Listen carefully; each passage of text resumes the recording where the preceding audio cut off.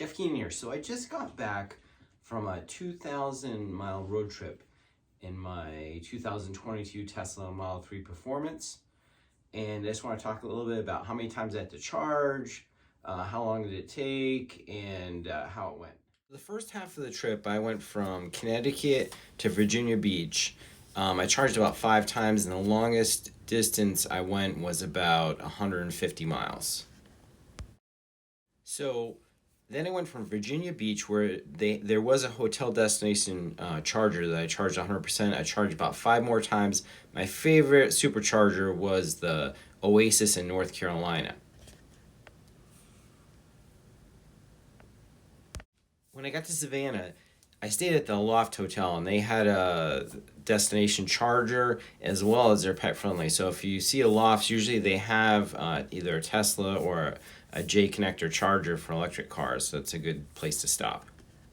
So as far as charging goes, I charge between 10 minutes and maybe 25 minutes maximum. I tried to keep the battery in the range of maybe 40 to 80% or 30 to 80%. I didn't really want to drive more than 100 miles at a time, so I kind of stopped every 100 miles and just did a quick charge.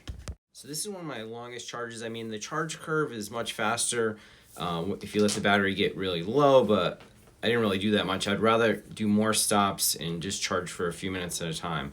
But you can see like how the charge curve went here 25 minutes, and I added 192 miles of range.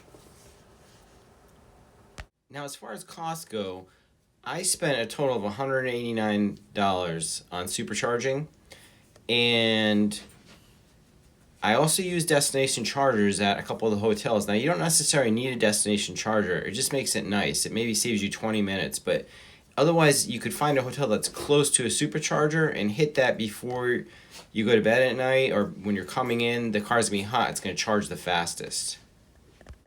So as far as highway range goes, you're gonna get a little over 200 miles highway range from a 100% charged battery. Now, when you're road tripping, you're only going to want to charge to 80% because of the charge curve. So you're looking at maybe 150 miles between stops with air conditioning, heat, going 80 plus miles an hour. But it's not a big deal because you're pre-programming in the navigation where your next supercharger stop will be. And you can add more if you want, or add less stops if you want to drive longer distances. Please remember to like and subscribe for more videos about Tesla, Wi-Fi, and tech products.